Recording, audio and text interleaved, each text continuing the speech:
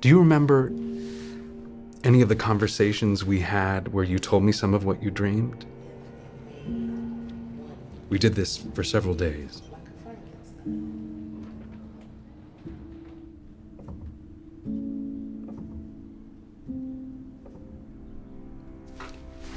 Let's begin.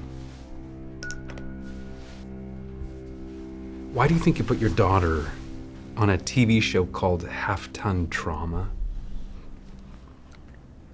You would say because I felt disgusted by her. Is that what I would say? What would you say? I've seen a lot, in my job. Enormous shut-ins.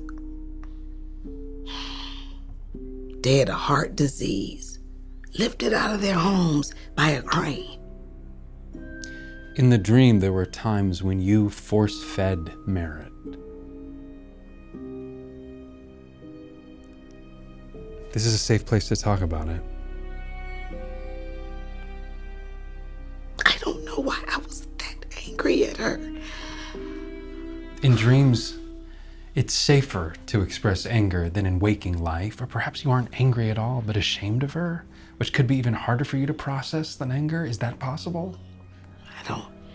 I don't even know why we gotta talk about this. I just want to put it all behind me and move forward. I read somewhere that we're not even supposed to remember our dreams. That's why we don't. May I tell you what I think? You felt a lack of control in your marriage, so you put your husband in a coma. What else?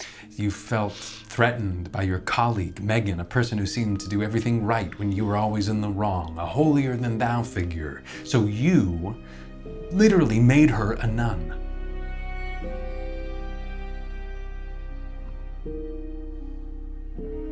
And what about grotesquerie? Does that represent me? Grotesquerie is the stand-in, the totem, for the way the world, according to Lois Tryon, now is, what your work exposed you to, what you suppress, the long-term PTSD of the work you did. I looked that word up. Grotesquerie. It means to live in a world that is grotesque and make-believe. It was hardly make-believe. You were a homicide detective dealing with the most unspeakable crimes. I read your case files. What you dealt with could only be described as such, grotesque. I feel like you were the tip of some spear, fighting the spirit of evil in our time, almost someone who sacrificed themselves in order to combat it.